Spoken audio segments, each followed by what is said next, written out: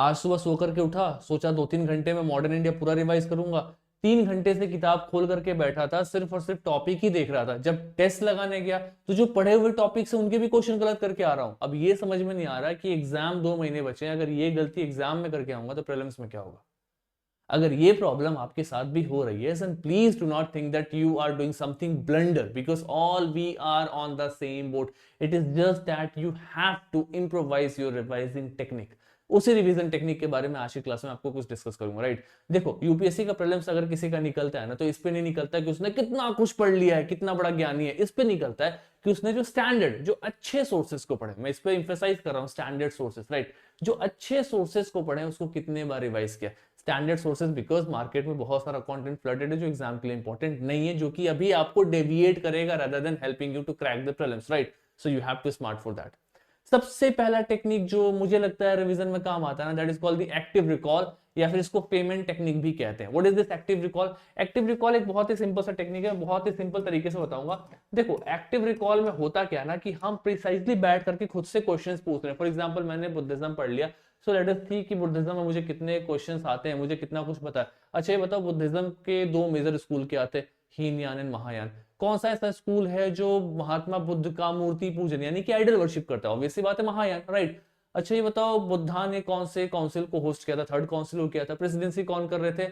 तो मोगली पुत्तिश कर रहे थे। ये जो प्रोसेस है, this is called the active recalling. और इसी से रिलेटेड है दूसरा technique, that is called the Feynman technique. Feynman technique मतलब क्या होता है? ये मेरे पर्सनली बहुत ही क्लोज है, इनफैक्ट मैंने इसको अपने लाइफ में एक्सपीरियंस किया।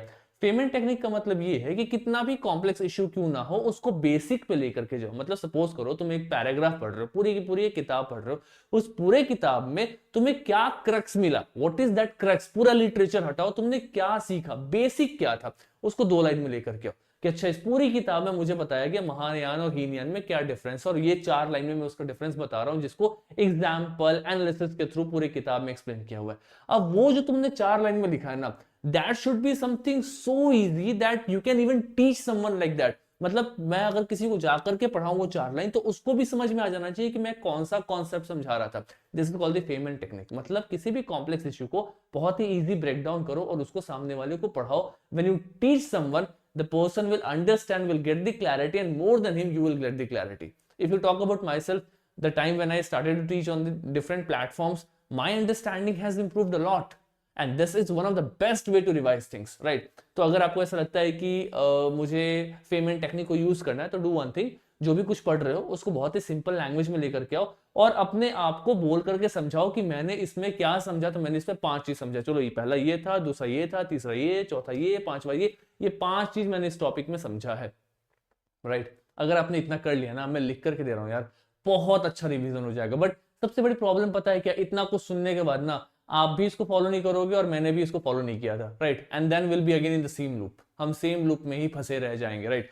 दूसरा जो मुझे बहुत ही इंटरेस्टिंग लगता है, that is called the 3-2-1 revision technique. बहुत सारे एस्पिरेंट्स मुझे सीधा मैसेज करते हैं कि सर कुछ ऐसा तरीका बताओ कि मैं रीड करूं और नोट्स बनाओ और नोट्स बहुत अच्छे बन जाए। नोट्स कभी भी अच्छे नहीं बनेंगे, ऑलवेज रिमेंबर, कोई भी टॉपिक को 3 बार रिवाइज करना होगा। जो आपका सबसे, लेट अस स्टार्ट, जो आपका सबसे फर्स्ट रिवीजन होता है, सबसे पहला रिवीजन होता है ना, इसमें आपका सिर्फ और सिर्फ अंडरस्टैंडिंग इंप्रूव होती है। क्या होता है इसमें? You are improving your understanding. मतलब किसी भी टॉपिक को मैं अच्छे से समझ रहा हूं कि अच्छा ये टॉपिक कुछ ऐसा था। जो आपका सेकंड रिवीजन होता है, मैं पढ़ने की बात कर रहा हूं, एक बार आपने पढ़ लिया हुआ है, फिर आप पहला रिवीजन कर रहे हो, आपका अंडरस्टैंडिंग बूस्टअप हो रहा है। जब आपने अपना दूसरा रिवीजन किया, इसमें जाकर के आपके नोट्स बनते हैं, you make some small notes, this is something that I have taken out of all this content. और जो आपका last, that is the third revision, ये आप अपने एमसीक्यूज के थ्रू कर रहे हो, यू आर प्रैक्टिसिंग एमसीक्यूज, और वहां से आपका थर्ड रिवीजन होते जा रहा है। This is one of the best way to revise, right.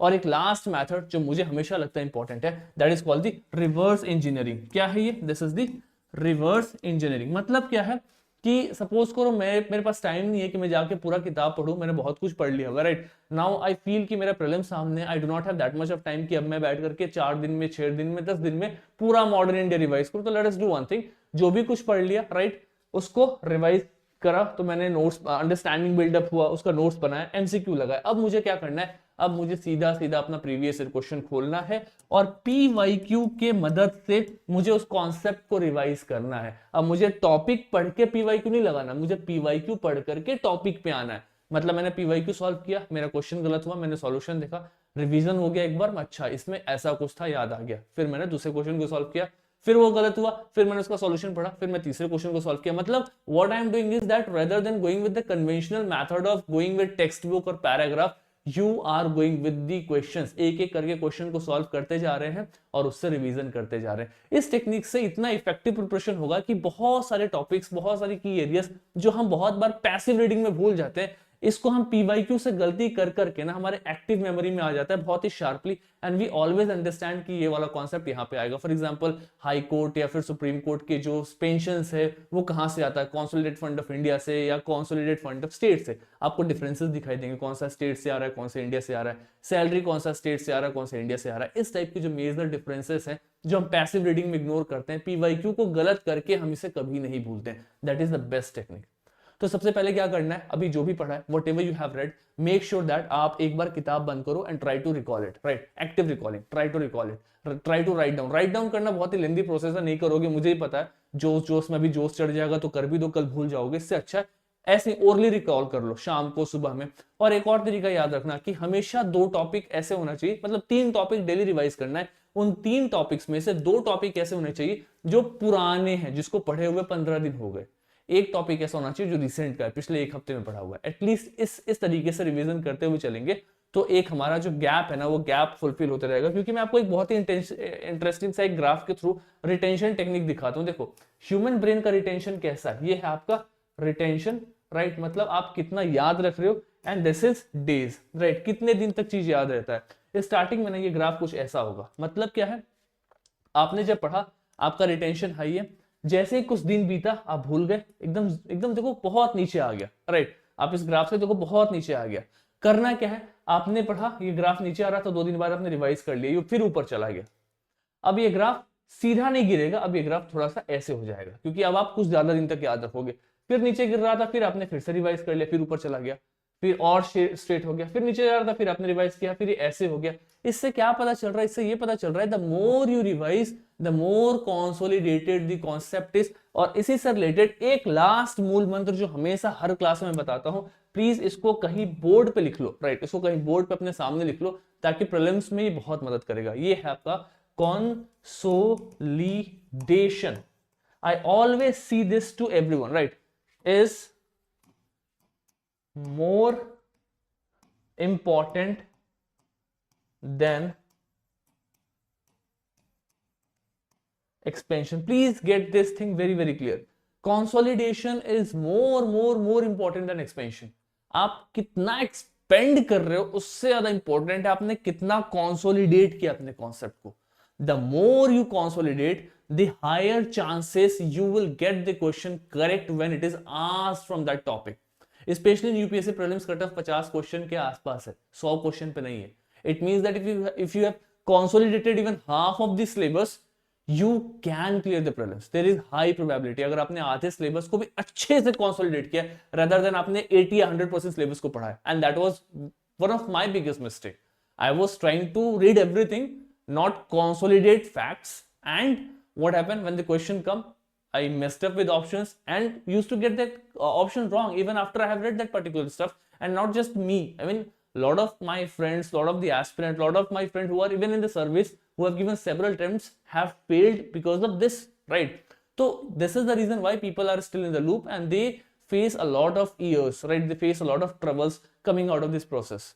तो the simple technique that I want to share is कि देखो एग्जामिनेशन हॉल में आपने कितना पढ़ा है मैटर नहीं करेगा, आप क्या लेकर के जा रहे हो एग्जाम में वो मैटर करेगा। आपने पूरा ग्रंथ पढ़ लिया लेकिन आपके दिमाग में वो 4 पेज 5 पेज 10 पेज का नोट्स जो आपने बहुत बार पढ़ा है, क्या लेकर के जा रहे हो, उससे प्रीलिम्स में मतलब क्वेश्चन सही होते हैं, right. So I definitely say this is the high time to work on revision. मैं फिर से बता रहा हूँ, कोई भी कॉम्प्लेक्स सा इशू आता है, यूज द फेमिन टेक्निक, बहुत ही सिंपल करो, 4 लाइन में लेकर के आओ, खुद को समझाओ, बेसिकली 4-5 पॉइंट में कि मैंने पूरा में क्या समझा, पीवाईक्यू लगा, दैट इज ऑल।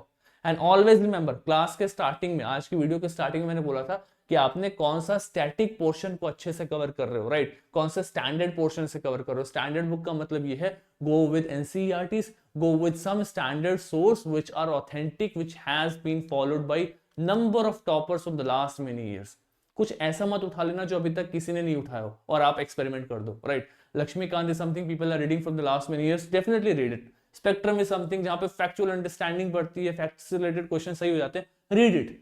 बट इस पर्टिकुलर टाइम पीरियड में अब ऐसा नहीं है कि कुछ पीएम बख्शी या कुछ ऐसी किताब उठा लो जो बहुत टाइम से आपने नहीं उठाया और रेस में भी नहीं है, तो वो that can backfire, and that is something that happens with us because human brain इस मैथोडोलॉजी पे काम करता है कि आपने एग्जामिनेशन हॉल में कितने क्वेश्चन आपसे नहीं बने। अब 100 में से अगर 3 क्वेश्चन आउट ऑफ सिलेबस आ गया तो हमारा दिमाग उस 3 क्वेश्चन पे काम करता है कि आउट ऑफ सिलेबस ये कहां से आया। वो ये नहीं सोचता कि 97 क्वेश्चन जो सिलेबस के रेंज में था वो हमसे क्यों नहीं बना, right. We often tend to think about those questions जो सिलेबस में ही नहीं है। So please ignore that kind of mistake. More revise, less study, this is the high time and definitely will succeed. और कंटेंट चैनल की बात करो तो चैनल पे मैंने बहुत सारा वीडियो डाला हुआ है, राइट। अभी थीम्स के थ्रू पॉलिटी में मैंने 4-5 टॉपिक कराया है, उसको देख सकते हो। पार्लियामेंट कराऊंगा बहुत जल्दी, you can definitely go and watch that particular video. उसके अलावा मैंने बहुत सारे थीम्स एग्रीगेट किए हुए कि कौन कौन से प्रीलिम्स के लिए इंपॉर्टेंट है। अपार्ट फ्रॉम दैट अभी स्पीशीज इन न्यूज का पार्ट 1 आ चुका है, राइट। प्लेसेस इन न्यूज लेकर के आऊंगा बहुत जल्दी, क्योंकि प्लेसेस इन न्यूज से यूपीएससी क्वेश्चन पूछता है, करंट का बहुत इंपॉर्टेंट सा टॉपिक है। So you will definitely get all this kind of content here on the channel. If you're new, you should definitely subscribe the channel and work really, really hard, right?